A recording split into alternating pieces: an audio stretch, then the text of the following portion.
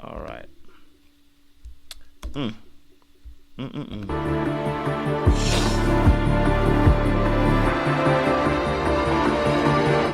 Give me a chance, please. To folks we date these days, because 2,500. I mean, talking the way Hannah talks, it could be making you financially secure to be dating folks that are willing to give you this money. I just don't understand. I don't see how people are giving up this amount of money. She gave up $2,500, like I said in the chat. She paid for his wardrobe. Well, that's not the only one. The worst one was 10,000. The one that has a judgment against him is 10,000. Right. That judgment will come up and bite. Videos. Yeah, it's in one of her other videos. Yes, he owes one woman 10,000, and she has a judgment. Y'all would be surprised the amount of women that see a man that looks like Tyler and just start paying for love on accident. Like they're not trying to pay for it; it's subconscious, but they just start trying to be that, that ride or die. It's a form of pick me behavior. I mean, I haven't lent a man a dime, so I can't relate. But this literally happens. It literally happens. I get this. My stomach gets queasy with a "can I hold a dollar" type Negro. No, I would feel sick to my stomach before I hand over a dollar. Can I throw some Monster extract up in here? And I'm really happy that you don't do that, because I don't do that either. I don't understand. I don't understand women lending out that type of money, especially when you don't have any history from the guy to show that he's going to pay you back. I don't understand that mindset. Is given real sugar mama behavior. And we like to pretend that we don't do that, but yes, we very do. And I'm just not understanding, what are you getting back in kind for you to be lending out this type of money to a man? What man asks for money? Most stand-up men would literally work outside for 48 hours straight before they come to a woman and ask for a dollar. I'm a woman. Are we sure he asked? Are we sure he asked for it though, or did he just say something about it and they gave it to him? That's the thing. With the 10,000 person, the person for the $10,000, obviously they got some paperwork of that it was a loan or supposed to be a loan, however it was presented. But the 25,000, the 25,000, the 2,500, that could have been just like, dang, I got a car. Something happened with the car. It's gonna cost me 2,500. Oh, girl might be like, here you go, babe. Wait, what did she said in the video? What the 2,500 was for? I forgot what they said. He said he needed something. She said it in the video. I don't know. The 10,000 I remember was the house. He said something happened to his house. I don't know if his house fell down, got hit by Helene. I don't know, but said something happened to his house, and he asked for the 10K. I mean, the 10K. Lord have mercy. I'm glad people got 10K to give somebody. Shout out to y'all. But right? I mean, okay, big mama, but 10K? Well, you know what? She may not. She may be taking out a loan, or I don't know, doing like a payday loan or something like that to give it to him. Maybe his credit is too bad that he can't go directly to the banks, so he's going to her because her credit is better. That could be it. I'd just like to interject as, again, probably the scapegoat for this conversation. Have I dated people that I needed to be able to financially support? Absolutely.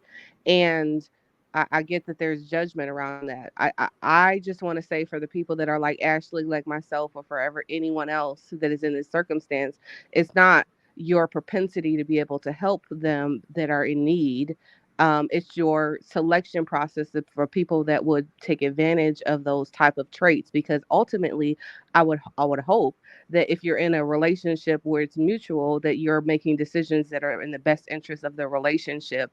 But when you have someone that is manipulative, they'll take advantage of those positive traits and make it seem like it's about you, and it's not about you. It's not about Ashley or me. Although, again, we have a responsibility to protect ourselves differently, but the people that would take advantage of those particular traits is my perspective on that.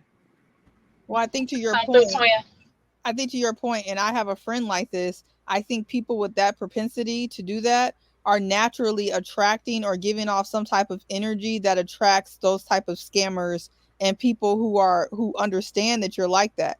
So I think a lot of times I hear people say, I'm not saying you're saying this, that it's not you, it's them. But in many ways, I'm not saying you the person, D, but it is you, because you have to be mindful of whatever energy that you're giving off that is attracting or leaving you vulnerable to those type of people. And I think, again, most people know if you're in a relationship with a person who would give you his last, right?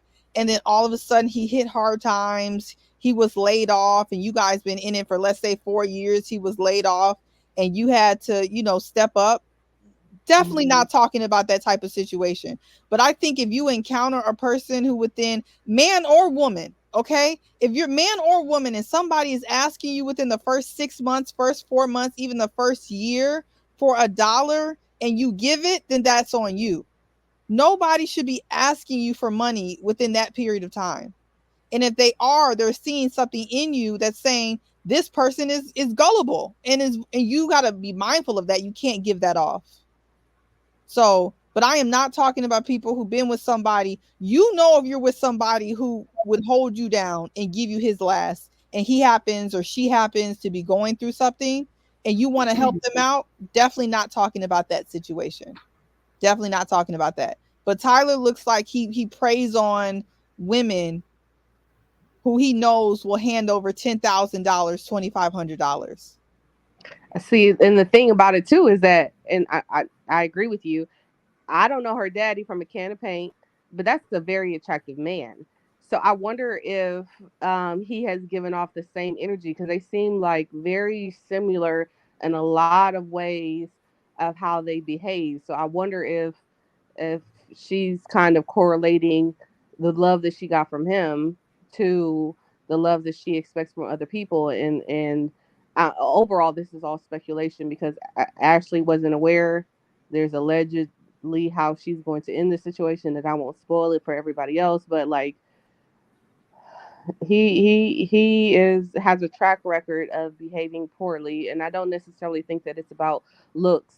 I think that anybody who can be manipulative knows how to, like, they'll try different things to get their needs met. I would say for me, Tyler is way more attractive than Stefan is, but he still learned how to try to manipulate to get his needs met. It's nothing about necessarily attractiveness. Some women probably got involved with him for a variety of reasons, including his looks, but more so what he says when he says it, to be able to get his objective.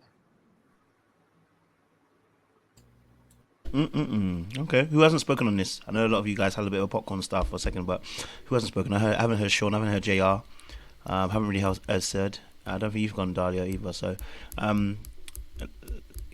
who hasn't gone? I know you guys. Are you there? Maybe you guys are chewing. Yes, Sean. Anybody there? Yeah, I'm here. I mean, my position really hasn't changed much from the beginning. I think he needs some deep work, some help, because at the end of the day, he's denying his children, he's denying himself, denying who he is, rather. I think he got some real big problems that he needs to get a hold of. He's also, somebody who is financially abuses women. So he got some serious issues, and the brother needs help. And trying to date and get married is should not be on the list of his priorities. It should be get myself together and then figure out how I'm going to be a father to my children. And then figure out how I'm going to apologize to them for being an embarrassment and being despicable, because I think that is disgusting to insert himself into their lives the way he did, and then pull back out. To me, yeah, you got some real big problems. He doesn't value himself, so he can't give anybody else love. He can't be in a relationship with himself because he didn't even value his own self. Yeah, I'm kind of done with him, and he's a sad person to me. Appreciate it, Sean. Where's JR? Did JR drop off? Yeah, he dropped. Okay, he's not here. Elsid, have you gone? I was about to type up a pause on Sean. He said he ain't doing it no more. He said he's putting a pause on the pause. The pause on the pause was he. We're doing a pause. We're gonna a full stop on the pauses. What do you say that was pause worthy? No, it was just funny to me the way he said he inserted himself into the children's life and then he pulled out. Oh my That God. was just hilarious to me. I'm sorry, Sean. How your brain even go there? I didn't even. That was not because we are in diabolical time with Tyler. That's how my brain got there. I'm sorry. So I digress. But you want it unfiltered. Sean's name is unfiltered, so not no more. He took it off. I'm gonna give you unfiltered. My thing is, I thought Dee was gonna say that Ashley's dad gave off the same energy as Tyler, possibly financially, with taking money from ladies, and I was just dying on the inside. But my thing is with the whole finances, what is going on out here? And that we're being told that, money is tight for many people, but apparently Tyler could get all this money from people. He is certainly, maybe he is just investigating people and finding out who got some money to even lend him. But for Tyler to be out here collecting stacks from people, stacks from ladies. I agree with Sean. It is financial abuse. It is definitely something, to be aware of. And it starts off small. As he said, it starts off, with $1 or, hey, can I get a couple bucks to put air in my tires? It starts off small and then it gets bigger, and it may not be an ask. It could be a suggestion, because if you are a giver, like Dia said she probably is, if you are a giver, just someone saying, hey, I'm on hard times, makes your heart open and say, how can I help? And you have to be aware of that. Your own, goodness could be used against you, even from someone who claims to love you. I just learned a long time ago from my dad that a man's never gonna ask you for $1. I mean, my male friends ain't asked me for $1. So to me, I don't know. Most men I know, if they ask you for $1, it hurt them more than it's gonna hurt you. Like if they really had to come to you and ask you for something, you gonna see that hurt on their heart, and you gonna give it to them just because if they had to come to you, they really needed it. Like, and then that's different. You know what I mean? But a man is not gonna just come out and be like, can he get $1 from? That's manipulative. And Tyler's no different than nice looking women.